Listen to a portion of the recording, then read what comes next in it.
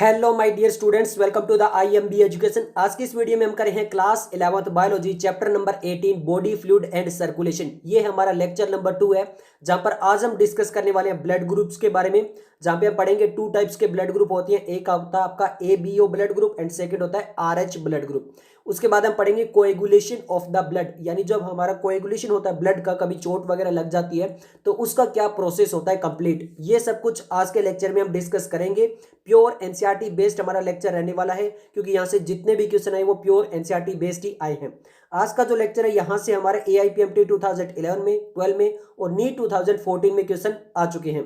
तो चलिए स्टार्ट करते हैं हम ब्लड ग्रुप्स के बारे में। तो मैंने आपको बता दिया मेनली हम टू टाइप्स के ब्लड ग्रुप पढ़ेंगे, A B O blood grouping और हमारा आर एच ब्लड ग्रुपिंग। अब देखिए, आपने भी जब भी ब्लड ग्रुप अपना पूछा होगा तो आपको भी ये बताया होगा कि हमारा ए पॉजिटिव है, ए नेगेटिव है, बी पॉजिटिव है, बी नेगेटिव है, ओ पॉजिटिव है, ओ नेगेटिव है, ए बी पॉजिटिव है, ए बी नेगेटिव वगैरह।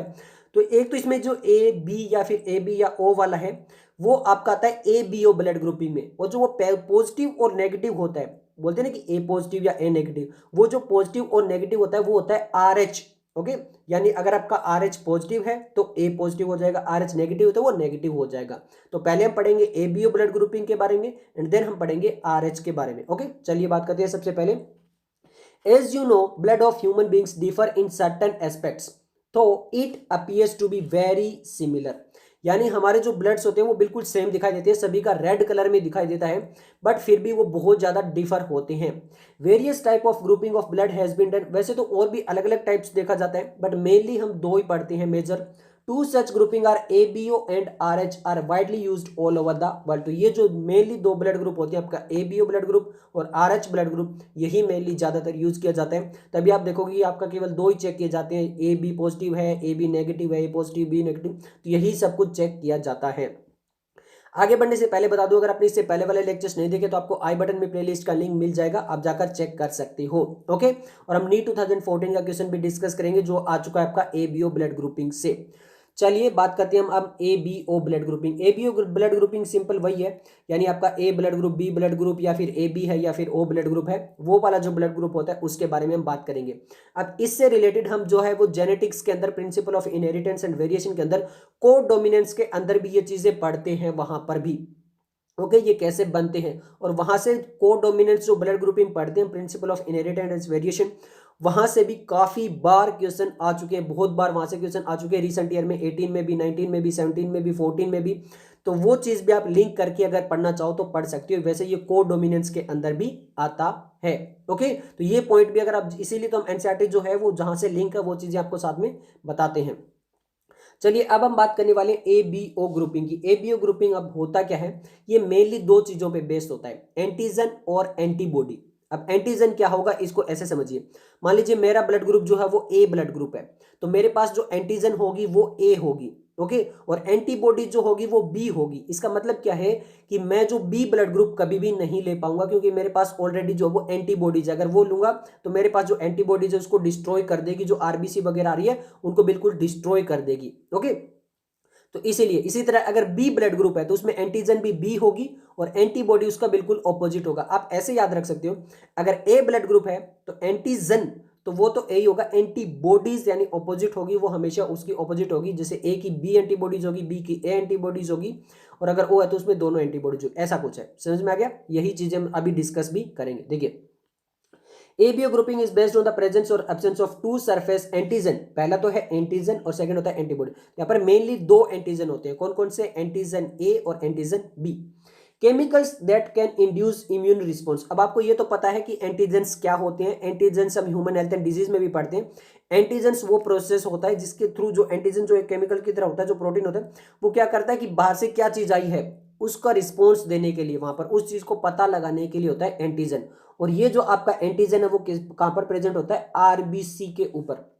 याद रखना, चाहे वो आर एच का एंटीजन हो, चाहे वो एबीओ ब्लड ग्रुपिंग का प्रेजेंट हो, दोनों के दोनों एंटीजन कहां पर होंगे? आरबीसी के ऊपर होंगे। अब ब्लड में भी बहुत सारी चीजें हम पढ़ के आ चुके हैं कि प्लाज्मा भी होता है, आरबीसी भी होती है, डब्ल्यूबीसी भी होती है, प्लेटलेट्स भी होती है, बट जो ये एंटीजन होगी वो आरबीसी के सरफेस पर होगी, ये याद रखना। Okay, namely A antigen and B antigen. Similarly, the plasma of different individual contain two natural antibodies. अब जो एंटीबॉडीज होगी वो तो होगी आपकी प्लाज्मा में, एंटीजन होगा वो होगा आरबीसी के ऊपर। ये भी डिफरेंस याद रखने से बोलता हूं, एनसीईआरटी बहुत इंपॉर्टेंट है, हर एक चीज आपको अच्छे से पता होनी चाहिए, इसीलिए एक्सप्लेन करें कि आपके जो एंटीजन होंगे वो कहां पर होंगे, आरबीसी के ऊपर, एंटीबॉडीज होगी वो कहां पर होगी, प्लाज्मा में। ये चीज यहां पर थ्योरी में भी लिखी हुई है, ये चीज आपकी टेबल में भी लिखी हुई है, तो ये चीजें दोनों आपको अच्छे से पता होनी चाहिए, ठीक है। चलिए, अब ये एंटीबॉडीज तो हम पढ़ चुके हैं, वापस दोबारा बता रहा हूं। एंटीबॉडीज क्या होती है, वो प्रोटीन्स होती है produce in response to antigen, यानी कैसा एंटीजन है उसी के रिस्पॉन्स में जो वो एंटीबॉडीज बनती है। तो अगर ए एंटीजन है तो एंटीबॉडीज बी बनेगी, बी है तो ए बनेगी, सिंपल है, okay. The distribution of antigen and antibodies in the four groups of blood group, that is A, B, AB and O, are given in table 18.1। तो यहाँ पर एंटीजन कौन सी और कौन सी एंटीबॉडीज है ये सब कुछ टेबल में दी हुई है, वो हम अभी देखेंगे। बट उससे पहले अगर ऐसा हो कि ए ब्लड ग्रुप वाले को अगर बी ब्लड ग्रुप दे दिया जाए तो उससे क्या होगा, you probably know that the during the blood transfusion any blood can not be use, यानी हर एक ब्लड जो हम यूज नहीं कर सकते। ऐसा नहीं है कि ए ब्लड ग्रुप वाले को बी ब्लड ग्रुप दे दें, तो ऐसा क्यों नहीं कर सकते, ये इंपॉर्टेंट है। देखिए, the blood of a donor has to be carefully matched with the blood of a recipient before any blood transfusion to avoid severe problems of clumping like destruction of RBC. और भी बहुत सारी problem हो सकती है, उसमें सबसे major problem है क्लम्पिंग। अब क्लम्पिंग क्या होता है, क्लम्पिंग का मतलब जो आरबीसी है, जो रेड ब्लड सेल्स है, उसको डिस्ट्रॉय कर देगी, क्योंकि वहां पे जो पहले से एंटीबॉडीज है वो क्या करेगी, उस जो बाकी जो बाहर से आरबीसी आई है उनको डिस्ट्रॉय कर देगी। The donors compatibility is also shown, तो यहाँ पर डोनर्स कंपेटेबिलिटी भी देखी जाती है और वो भी टेबल के अंदर दी हुई है। अब ध्यान से देख लेते हैं। सबसे पहले यहाँ पर ब्लड ग्रुप दिए गए हैं आपका ए बी एंड ओ। अब देखिए यहाँ पर लिखा हुआ है, मैंने कहा था टेबल में भी, एंटीजन ऑन आरबीसी। तो एंटीजन हमेशा कहां पर प्रेजेंट होगा, आरबीसी के ऊपर प्रेजेंट होगा, रेड ब्लड सेल्स के ऊपर होगा। तो जो ब्लड ग्रुप है एंटीजन भी वही होगा। तो ए के ऊपर एंटीजन ए, बी के ऊपर एंटीजन बी, ए बी के ऊपर antigen A and B both, O के ऊपर कोई एंटीजन नहीं है, नील एंटीजन, कोई एंटीजन प्रेजेंट नहीं होता है, ओके। एंटीबॉडीज कौन सी होगी, अब देखिए, एंटीबॉडीज इन प्लाज्मा के अंदर ए वाले में एंटीबॉडीज के ऑपोजिट बी होगी, बी वाले में ए हो गई। अब ए बी वाले में दोनों एंटीजन है तो वहां पर कोई भी एंटीबॉडी बन ही नहीं पाएगी, तो वहां पर एंटीबॉडीज होगी 0। बट अगर यहां पर कोई भी एंटीजन नहीं है फिर दोनों एंटीबॉडीज बनेगी, ए भी बनेगी और बी भी बनेगी। दिया हुआ डोनर्स ग्रुप। अब आप ये बोलोगे कि ये डोनर किसका है, मतलब ये जिसको डोनेट कर सकता है या इसको कोई डोनेट कर सकता है। अगर मान लीजिए मैं डोनेट करना चाहता हूं ए वाले को, तो मेरा ब्लड ग्रुप कौन सा होना चाहिए, वो है डोनर। तो मतलब डोनर जो उसको डोनेट करेगा ए वाले को, तो ए वाले को कोई ब्लड ग्रुप जो दे सकता है वो या तो ए वाला दे सकता है या ओ वाला दे सकता है। ओ वाला क्यों दे सकता है, क्योंकि यहां पर कोई भी एंटीजन नहीं है। अगर एंटीजन नहीं है तो फिर यहां पर एंटीबॉडीज भी नहीं बनेगी। एंटीबॉडीज कब बनती है, जब वहां पर उसी से रिलेटेड कोई एंटीजन आता है। तो यहां पर कोई भी एंटीजन नहीं है तो एंटीबॉडीज कुछ बनेगी नहीं, तो क्या फायदा है, फिर ए और ओ दोनों दे सकते हैं। इसी तरह बी को कौन दे सकता है, जो बी को बी दे सकता है या फिर ओ दे सकता है। अब ए बी को दे कौन सकता है, देखिए ए बी को यहां पर कोई एंटीबॉडीज नहीं है, आप कुछ भी दे लिए, क्योंकि एंटीजन दोनों है, ए बी और बी भी है, इसलिए वहां पर कोई भी एंटीबॉडीज नहीं बनेगी। क्योंकि एंटीबॉडीज कब बनेगी, क्योंकि वहां पे एंटीजन ए भी प्रेजेंट है, बी भी प्रेजेंट है। तो ए वाला बी के खिलाफ नहीं बना सकता, बी वाला ए के खिलाफ नहीं बना सकता, क्योंकि दोनों ही एंटीजन है, ए भी है और बी भी है, इसीलिए वहां पर कोई भी एंटीबॉडीज नहीं है। अगर वहां पर एंटीबॉडीज कुछ भी नहीं बन रही है तो वहां पर जो ए बी ब्लड ग्रुप है वो किसी से भी ब्लड ले सकता है। वो ए बी से भी ले सकता है, वो ए से भी ले सकता है, वो बी से भी ले सकता है, वो ओ से भी ले सकता है। यानी यूनिवर्सल रिसेम्पेंट कौन है यहां पर, जो किसी से भी ब्लड ले ले, वो आपका ए बी है। अब इसमें भी वो पॉजिटिव नेगेटिव वाला फैक्टर जरूर देखा जाएगा। ऐसा नहीं है कि ए बी पॉजिटिव हो वो ए बी नेगेटिव से ले ले या ओ नेगेटिव से, वो चीज भी चेक की जाएगी। अगर वो ए बी पॉजिटिव है तो केवल पॉजिटिव वालों से ले सकता है, वो एक अलग चीज है, ओके। पर आपको यूनिवर्सल रिसेप्टेंट ये याद रखना है कि ए बी जो वो किसी से भी ले सकता है, ए बी से, ए से, बी से, ओ से। तो ओ वाला के पास जो है वो दोनों एंटीबॉडीज है, ए एंटीबॉडीज भी है और बी एंटीबॉडीज है। तो अगर वो ए लेगा तब भी वो मुश्किल में, क्योंकि एंटीबॉडीज बनी हुई है, वो उसको क्लम्पिंग कर देगी। बी लेगा तो भी वहां पर जो है वो एंटीबॉडीज है बनी हुई, तो वो भी डिस्ट्रॉय कर देगी। तो उसी वजह से वो ए और बी दोनों ही नहीं ले सकता, तो वो केवल और केवल ओ ब्लड ग्रुप वाले से ही ब्लड ले सकता है, जहां पर जो है वो एंटीजन कोई भी प्रेजेंट ना हो, ओके। तो देखिए यूनिवर्सल डोनर कौन है, ओ वाला जो है वो ए को भी दे सकता है, बी को भी दे सकता है, ए बी को भी दे सकता है और ओ को भी दे सकता है। ओ ब्लड ग्रुप सबको दे सकता है पर किसी से भी ले नहीं सकता है।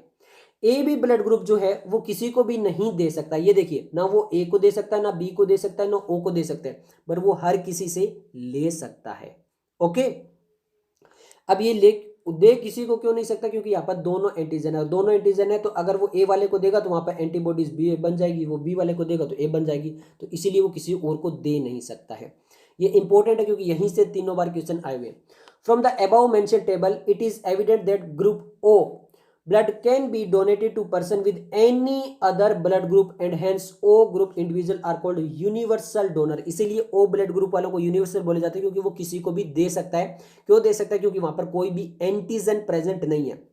और इसी से रिलेटेड ये पूछा गया था AIPMT 2011 और 12 में कि अगर मान लो कोई रोड एक्सीडेंट है और बहुत ज्यादा इमरजेंसी में रिक्वायरमेंट है ब्लड की, तो कौन उसको ब्लड दे सकता है? तो ओ ब्लड ग्रुप जो वो सभी को दे सकता है। ओ नेगेटिव जो होगा वो किसी को भी दे सकता है। ओ पॉजिटिव फिर भी नहीं दे सकता, बट ओ नेगेटिव हमेशा किसी को भी ब्लड ग्रुप दे सकता है। तो पर्सन ए भी क्या कर सकता है? पर्सन ए भी दे सकता है। अगर कोई सबको देने वाला है तो कोई सबसे लेने वाला भी होना चाहिए। Person with A B group can accept blood from person with AB as well as other groups of the blood, therefore such person are called universal recipient। तो यूनिवर्सल रेसिपेंट जो है वो किसी से भी ले सकते हैं। अब यूनिवर्सल रेसिपेंट क्यों है? क्योंकि यहाँ पर कोई भी एंटीबॉडीज नहीं है, एंटीजन दोनों है बट एंटीबॉडीज एक भी नहीं है, इसीलिए वो सबसे ले सकता है। अब इससे रिलेटेड क्वेश्चन आपका ये रहा, नी 2014 का आपकी स्क्रीन पर क्वेश्चन पूछा गया, person with blood group A B is considered as universal recipient because he has, यानी जो ब्लड ग्रुप ए बी वाला है वो यहाँ पर यूनिवर्सल रेसिपेंट बोला जाता है। ऐसा क्यों है? both A and B antigen on RBC but no antibodies in the plasma, both A and B antibodies in the plasma, no antigen on RBC and no antibody in the plasma, both A and B antigen in the plasma but no antibodies। तो यहां पर simple सा समझिए, both A and B antigen तो present होते हैं on RBC but no antibodies in the plasma, but plasma के अंदर कोई भी एंटीबॉडीज नहीं होती है। ये बिल्कुल सही है। ओके, अब आप ये कहोगे, देखिए डी में डिफरेंस समझिए, both A and B antigen in the plasma, ये डिफरेंस है बहुत ज्यादा। ए और डी ऑप्शन के अंदर देखिए, both A and B antigen on RBC और प्लाज्मा दिया हुआ है ना, ये difference, but no antibodies, no antibodies तो है, पर यहां पर मेन चीज आपको ये भी याद रखनी है कि आरबीसी के ऊपर है या प्लाज्मा के ऊपर है। आपको तो लगेगा आंसर ए तुरंत दे दोगे, पर यह भी याद रखना कि एंटीजन आरबीसी के ऊपर होता है, एंटीबॉडीज प्लाज्मा में होती है। तो ए और डी में कंफ्यूज नहीं होना, आंसर आ जाएगा आपका ऑप्शन ए बहुत ही आसानी से। इसीलिए मैंने आपको बार बार बताया था कि ये पॉइंट भी बहुत ज्यादा अच्छे से याद रखना है। अब हम बात करेंगे RH ब्लड ग्रुपिंग के बारे में। बहुत ही आसान सा है जो इस पैराग्राफ में दिया हुआ है, मैं सिंपल सिंपल सा आपको एक बार समझाता हूं, फिर जब थ्योरी करेंगे तो आपको फिर आसानी से समझ में आ जाएगा। RH जो ब्लड ग्रुप होता है, जो ये भी आपका एंटीजन बनाता है और ये भी एंटीजन आरबीसी के ऊपर होता है। जैसे ए बी ब्लड ग्रुप के ऊपर आपकी एंटीजन आरबीसी के ऊपर थी, वैसे यहां पर भी जो एंटीजन है वो आरबीसी के ऊपर ही होती है। अब अगर मान लीजिए मेरे पास पॉजिटिव है, ओके, तो अगर मैं नेगेटिव से लूंगा तो पॉजिटिव क्या करेगा, वहां पर एंटीबॉडीज बनाएगा, और नेगेटिव अगर मेरे पास ब्लड ग्रुप आ गया तो वहां पर वापस वही होगा कि उसके आरबीसी को डिस्ट्रॉय कर देगा। अगर मेरे पास यहाँ पर नेगेटिव है, RH नेगेटिव है, और मैं पॉजिटिव से लूंगा तो वापस वही एंटीबॉडीज बनेगी और RH नेगेटिव वाले को पूरी तरह से खत्म कर दिया जाएगा। ये चीज समझ में आ गई। अब यहाँ पर ये चीज तो पहले बताई गई है। सेकंड यहाँ पर एक केस बताया गया, वो समझा देता हूं। मान लीजिए मदर है। अब मदर क्या है? मदर जो ब्लड ग्रुप है वो नेगेटिव है। मदर का ब्लड ग्रुप क्या है? नेगेटिव है, RH नेगेटिव है। अगर वहां पर फीटस डेवलप होता है वो कैसा होता है? पॉजिटिव डेवलप हो जाता है। मतलब जो मदर है उसका RH नेगेटिव, ऐसा मान लीजिए मदर का जो ब्लड ग्रुप है वो A नेगेटिव है, तो नेगेटिव क्या हो गया? RH जो एंटीजन है वो नेगेटिव है।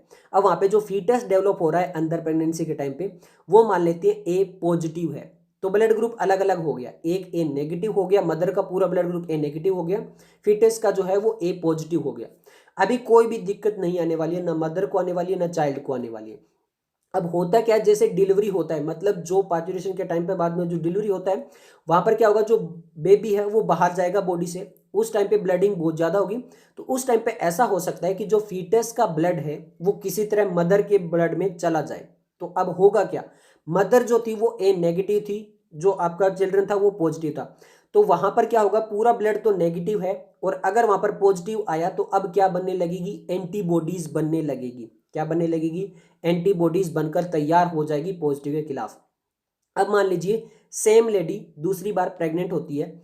अब क्या होगा, अब क्या होगा अगर वहां पर जो वापिस बेबी अगर पॉजिटिव का ही बना, मान लीजिए वापिस सेकंड जो बेबी है वो वापिस से ए पॉजिटिव ब्लड ग्रुप का ही बनता है, तो क्योंकि मदर में पूरी तरह से एंटीबॉडीज बन चुकी है किसके खिलाफ, ए पॉजिटिव के खिलाफ। पॉजिटिव कोई भी हो सकता है, चाहे वो ए बी पॉजिटिव हो सकता है, ओ पॉजिटिव हो सकता है, बी पॉजिटिव हो सकता है, पर अब वहां पर एंटीबॉडीज बन चुकी है पॉजिटिव के खिलाफ। तो उससे क्या होगा, उससे क्योंकि अब तो मदर का जो ब्लड है वो एक्सचेंज होगा ही होगा फीटस के साथ, तो वहां पर जो फीटस है उसकी आरबीसी जो वो डिस्ट्रॉय होने लगेगी, और इससे जो बहुत सारी कमियां हो सकती है फीटस के अंदर, मतलब उसकी खून की कमी हो सकती है, एनीमिया वगैरह हो सकता है, जॉन्डिस वगैरह हो सकता है। और इस कंडीशन को एक नाम दिया गया क्या, इरिथ्रोब्लास्टोसिस फीटेलिस। इरिथ्रो मतलब आपकी आरबीसी जिसे हमने पढ़ा था ना, इरिथ्रोसाइट्स, और ब्लास्टोसिस मतलब एक तरह से जो डिस्ट्रॉय हो जाना, और फीटलिस किसके अंदर, फीटस के अंदर अगर आरबीसी डिस्ट्रॉय हो सकती है इस केस के अंदर, इसीलिए नाम दिया गया है डिजीज का। समझ में आ गया, सिंपल सिंपल सा है। आरबीसी के ऊपर आपकी दो एंटीजन होती है पॉजिटिव और नेगेटिव, उनको बोला जाता है आरएच पॉजिटिव या फिर आरएच नेगेटिव।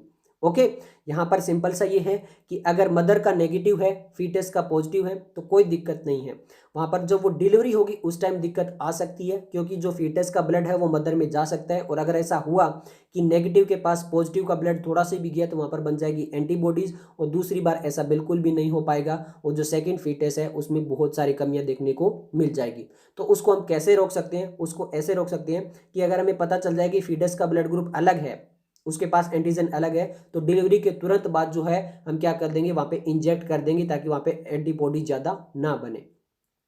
तो देखिए यहाँ पर ए आर एच ग्रुपिंग वही है, सब कुछ जो अभी आपको बताया वही सब कुछ चलेगा, बहुत ही आसानी से। आई होप कि आपको समझ में आ जाएगा। देखिए अनदर एंटीजन, पहला तो एंटीजन ए बी वाला एंटीजन था, अब यहाँ पर दूसरा एंटीजन कौन सा है आपका R H. The R H antigen similar to one present in the rhesus monkey, क्योंकि यही सेम जो आपका रीसस मोंकी के अंदर भी एंटीजन प्रेजेंट होता है, इसलिए इसको नाम दिया गया है आर एच एंटीजन, जो कि ह्यूमन में मिलता है। अब ये सभी ह्यूमन में नहीं मिलता है, कुछ एक में मिलता है, कुछ एक में नहीं मिलता है। जहां पे मिलता है वहां पर पॉजिटिव, जहां पर नहीं मिलता है वहां पर negative. Hence, RS is also observed on the surface of RBC of the majority, nearly 80% of the human.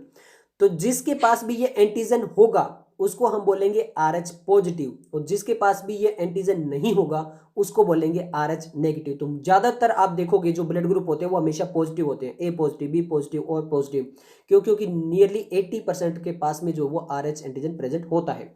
आपका ब्लड ग्रुप में क्या पॉजिटिव है या नेगेटिव है, कमेंट में जरूर बताना। Such individual are called RH positive, that is RH positive होगा, and those in whom this antigen is absent are called RH negative, वो RH नेगेटिव होगा। अगर किसी के पास ये RH एंटीजन प्रेजेंट है तो वो RH पॉजिटिव, अगर प्रेजेंट नहीं है तो RH negative. An RH negative person is exposed to RH positive blood will form specific antibodies against the RH antigen। तो वही है, अगर कोई नेगेटिव है और उसको RH पॉजिटिव मिलता है एंटीजन, तो वहां पर क्या होगा, वो एंटीबॉडीज बनाने लगेगा। और यहीं पे इसी से रिलेटेड एक केस स्केच दिखाया गया। Therefore RH group should also be messed before transfusion. तो इसीलिए हम देखते हैं हमेशा ए बी पॉजिटिव, ये ए पॉजिटिव ए नेगेटिव, ये इसीलिए देखते हैं क्योंकि ए तो वो हो गया आपका ए एंटीजन और पॉजिटिव नेगेटिव हो गया आपका RH antigen. Therefore, RH group should also be matched before transfusion. A special case of RH incompatibility, that is mismatching, has been observed between the RH negative blood of a pregnant mother with RH positive blood of the fetus. तो यहाँ पर अभी वो case study करेंगे। मान लीजिए एक lady है, वो प्रेग्नेंट है, उसका ब्लड ग्रुप नेगेटिव है, चाहे वो ए नेगेटिव हो, बी नेगेटिव हो, ए बी नेगेटिव हो, ओ नेगेटिव हो, बट वहां पर नेगेटिव है। बट जो फीटस है उसका जो वो पॉजिटिव है, चाहे वो कोई भी हो सकता है, वो ए पॉजिटिव हो सकता है, B positive, A B positive, चाहे ओ पॉजिटिव, वहां पर जो फीटस डेवलप हो रहा है उसका पॉजिटिव है। सिंपल RH वाला याद रखना कि वो नेगेटिव और पॉजिटिव है। ओके, अब यहां पर क्या हो रहा है देखिए, RH antigen of the fetus do not get exposed to the RH negative blood of the mother in the first pregnancy। तो फर्स्ट प्रेगनेंसी के अंदर कुछ भी ऐसा चेंज नहीं होगा, कोई भी एंटीबॉडीज नहीं बनाएगा, कोई दिक्कत वहां पर नहीं आने वाली है। As the two bloods are well separate by the placenta, क्योंकि प्लासेंटा के द्वारा दोनों जो ब्लड है वो अलग अलग है, फीटस का ब्लड अलग है और मदर का ब्लड अलग है, तो वहां पर इसे अभी प्लासेंटा की वजह से कोई दिक्कत नहीं आने वाली है। बट दिक्कत कब आएगी देखिए, however during the delivery of the first child, तो जब फर्स्ट चाइल्ड जब बर्थ हो जाएगी उस टाइम क्या होगा, there is a possibility of exposure of the maternal blood to small amount to the RH blood from the fetus. तो यहाँ पर जो है वो मैटरनल ब्लड जो है वो आपका एक्सचेंज हो सकता है RH पॉजिटिव के साथ, यानी मदर का जो ब्लड है उसमें RH पॉजिटिव कुछ ना कुछ फीटस का आ सकता है। In such case the mother start preparing antibodies. तो अब यहाँ पर क्योंकि मदर का तो पूरा नेगेटिव था, नेगेटिव एंटीजन था, बट फीटस का पॉजिटिव था और फीटस का पॉजिटिव वाला ब्लड ग्रुप थोड़ा सा मदर में आ गया है, तो अब मदर क्या करने लगेगी, एंटीबॉडीज बनाने लगेगी। किसके अगेंस्ट, इन RH एंटीजन के अगेंस्ट, क्योंकि RH एंटीजन तो पॉजिटिव का मतलब है ना, वहां पे RH एंटीजन था, इसीलिए वहां पर एंटीबॉडीज बनने लगेगी। अब उसमें क्या होगा, in case of subsequent pregnancy, मतलब अगर उसके बाद दोबारा प्रेगनेंसी होती है, the RH antibodies from the mother that is RH negative can leak into the blood of the fetus RH positive and destroy the fetal RBC। मान लीजिए अब दूसरी टाइम प्रेगनेंसी हो गई है, सब्सिक्वेंट मतलब अगली बार दोबारा मदर प्रेग्नेंट हो गई है, अब वहां पर ऐसा हो सकता है कि वहां पर जो एंटीबॉडीज है वो चली जाए। अगर मान लीजिए फीटस का ब्लड ग्रुप पॉजिटिव आता है तो मदर के पास उससे रिलेटेड जो वो क्या बन चुकी है, एंटीबॉडीज, हाँ या ना। तो अब पूरी RH पॉजिटिव के लिए पूरी एंटीबॉडीज बन चुकी है, तो अगली बार क्या हो सकता है कि जो फीटस अगर पॉजिटिव ब्लड ग्रुप का ही होता है, ये भी इंपॉर्टेंट है, ऐसा नहीं है कि नेक्स्ट टाइम जो ब्लड ग्रुप वहां पर नेगेटिव हो जाए अगर फीटस का, तो वहां पर कुछ भी नहीं होगा। ये केस भी आपको याद रखना, नेक्स्ट प्रेगनेंसी होती है, पहली बार भी पॉजिटिव वाला ब्लड ग्रुप वाला था, नेक्स्ट टाइम भी पॉजिटिव वाला हो जाता है, तब जाकर ऐसा केस देखने को मिलेगा। अगर सेकंड प्रेगनेंसी के अंदर जो वो एंटीजन नहीं होता है, RH नेगेटिव होता है, तो हमें ये केस देखने को नहीं मिलेगा। पर हम ये मान के चल रहे हैं कि पहली बार भी फीटस जो था, जो बेबी था, वो पॉजिटिव ब्लड ग्रुप का था, जब सेकंड प्रेगनेंसी हुई अब जो बेबी है वो भी पॉजिटिव ब्लड ग्रुप का है, तो मदर के पास अब क्या बन चुकी है, एंटीबॉडीज बन चुकी है, और वो पॉजिटिव को डिस्ट्रॉय करने लगेगी and destroy the fetal RBC, और फीटस के RBC को डिस्ट्रॉय करने लगेगी। This could be fatal to the fetus और could cause severe anaemia and jaundice to the baby. या तो ऐसा हो सकता है कि अगर ब्लड वहाँ पे जो है वो डिस्ट्रॉय होने लगे, या तो ऐसा भी हो सकता है फीटस जो है वो फैटल मतलब फीटस की डेथ ही हो जाए प्रेगनेंसी के टाइम पे, या फिर अगर उसका बेबी बर्थ हो भी जाए तो वहाँ पर एनीमिया जॉन्डिस ऐसी जो है वो डिजीज देखने को मिल सकती है। एनीमिया क्या होता है, ब्लड की कमी हो जाना। अब इस कंडीशन को क्या कहते हैं, this condition is called erythroblastosis fetalis. तो आप याद रखना, ये इसी तरह से आपको याद रखना कि अगर मान लीजिए मदर का नेगेटिव है और फीटस का पॉजिटिव है, तो उस टाइम जब डिलीवरी होगी तो मदर जो वो एंटीबॉडीज बना लेगी, और नेक्स्ट टाइम कुछ ऐसा होता है वो एंटीबॉडीज मदर की नेक्स्ट फीटस की जो वो RBC को डिस्ट्रॉय कर सकती है। This can be avoided by administering RH antibodies to the mother immediately after the delivery of the first child. तो इसको हम अवॉइड कैसे कर सकते हैं, जैसे ही फर्स्ट चाइल्ड की डिलीवरी हो जाती है उसी टाइम क्या हो जाता है, उसमें इंजेक्ट कर दी जाए anti-RH एंटीबॉडीज, मतलब वो एंटीबॉडीज ना बनाए, वो चीजें अगर एडमिनिस्टर कर दी जाएगी तो मदर एंटीबॉडीज बनाएगी नहीं, और सेकेंड प्रेगनेंसी के बाद भी जो कुछ भी होगा वो बिल्कुल नॉर्मल होगी। ओके, नेक्स्ट फीटस भी। चलिए, क्वेश्चन वगैरह तो वहां से नहीं आए हुए हैं, बट फिर भी आ सकता है, कोई बड़ी बात नहीं है। अब हम बात करने वाले हैं कोएगुलेशन ऑफ द ब्लड के बारे में। अब कोएगुलेशन ऑफ द ब्लड से पहले हमने जो पास्ट लेक्चर देखा था वहां पे हमने दो चीजों के बारे में बात की थी। पहला जो कोएगुलेशन में मदद करता था वो हमने पढ़ा था, प्लाज्मा के अंदर प्रोटीन होती है, फाइब्रिनोजन प्रोटीन होती है, और हमने ये भी देखा था कि वो इनएक्टिव फॉर्म में रहती है, मतलब वो एक्टिव नहीं होती है। इसके अलावा हमने सेकेंड बात की थी यहाँ पर प्लेटलेट्स।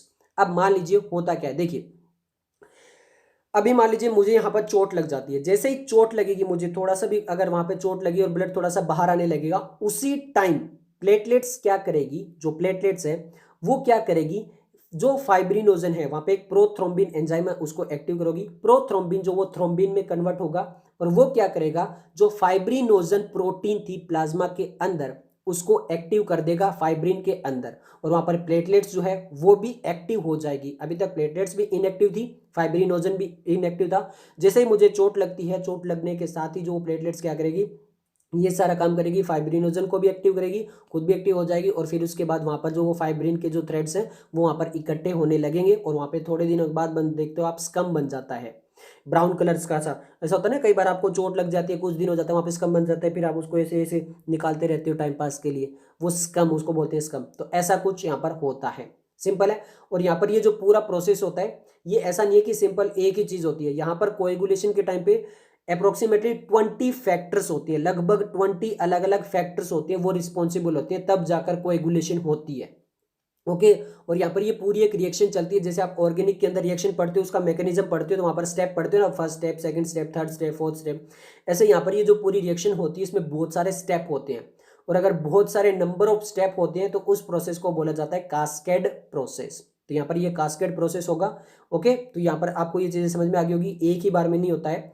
यहाँ पर दो चीज़ें याद रखनी है आपको। पहला, फाइब्रिनोजन जो प्रोटीन है उसको एक एंजाइम आएगा थ्रोम्बिनेज, वो एंजाइम जो एक्टिव करेगा फाइब्रिन के अंदर, और इसके अलावा प्लेटलेट्स जो है वो भी एक्टिव होगी, तब जाकर जो कोएगुलेशन का काम होगा। तो देख लीजिए क्या लिखा हुआ है, you know that when you cut your fingers और हर्ट योर सेल्फ। ऐसा मत करना कभी भी कि अपनी उंगली खुद ही काट रहे हो बैठ के, ऐसा तो नहीं होता। हाँ मतलब आपने चाहा नहीं, आप कोई ऐसा काम कर रहे थे, कोई वेजिटेबल कोई फ्रूट कट कर रहे थे और उसी टाइम अगर आपको चोट लग जाए, जानबूझकर शायद ही कोई हर्ट करता है, कुछ ज़्यादा ही प्यार में पागल हो गया है तो वो एक अलग ही लेवल पे चला गया है, जो सिर्फ अट्रैक्शन को प्यार समझ रहा है तो उसकी एक अलग ही बात है।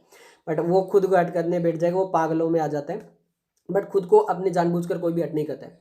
Your wound does not continue to the bleed for a long time. तो आपको जब भी कोई चोट लगती है तो ऐसा नहीं है कि वहाँ से ब्लड निकल ही जा रहा है, ऐसा नहीं है कि पूरा 5 लीटर ब्लड वहीं से निकल गया, ऐसा नहीं होता है। कुछ टाइम के बाद जो ब्लड स्टॉप हो जाता है, usually the blood stop flowing after some time.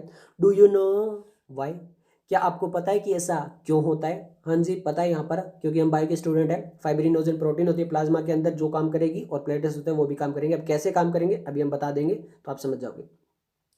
Blood exhibit coagulation और clotting in response to an injury और ट्रॉमा। मतलब अगर कोई चोट वगैरह लग जाती है तो उसके रिस्पॉन्स में जो वो स्टार्ट होती है कोएगुलेशन। ऐसा नहीं है कि बैठे बैठे ही ब्लड के अंदर कहीं भी कोएगुलेशन हो जाए। This is a mechanism to prevent the excessive loss of blood from the body. ये पूरा एक मैकेनिज्म है जिसके द्वारा जो वो ब्लड लॉस ना हो बॉडी से।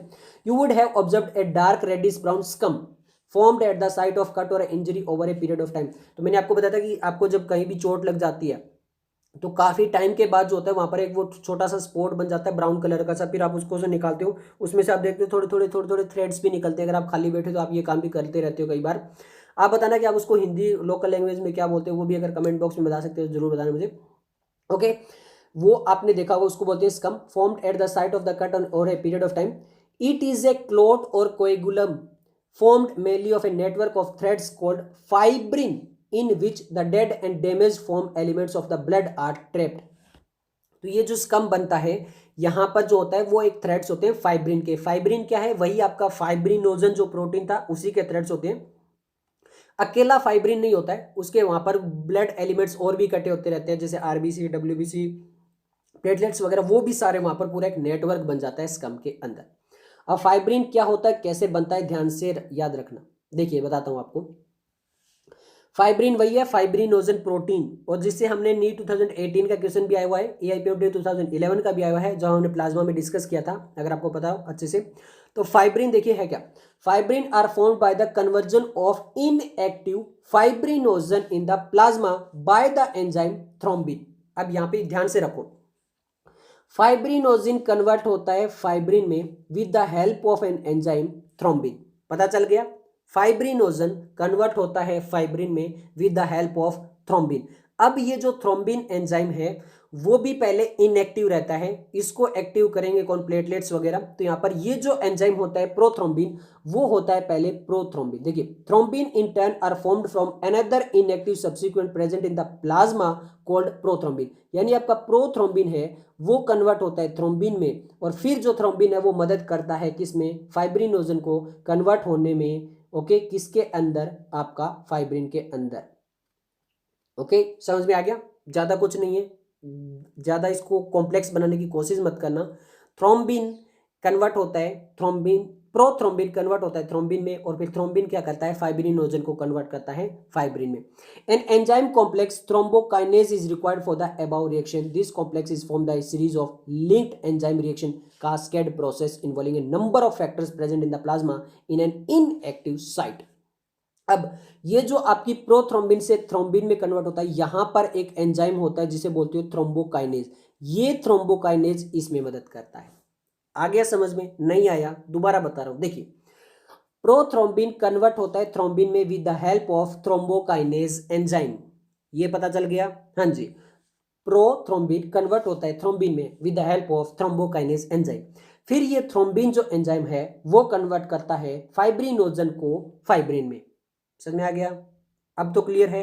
ओके, अब यहां पर ये एक प्रोसेस नहीं होता है, इसके साथ और भी सीरीज में बहुत सारी एंजाइमेटिक रिएक्शन चलती रहती है। मैंने आपको बताया था, यहां पे लिख भी रखा है, देखिए a series of the linked enzyme reaction यहां पर चलती ही रहती है, कॉम्प्लेक्स।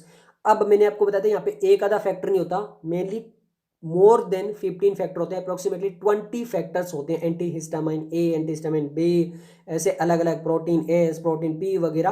तो ऐसे बहुत सारे अलग अलग को फैक्टर होते हैं और पूरी रिएक्शन चलती रहती है बहुत सारी।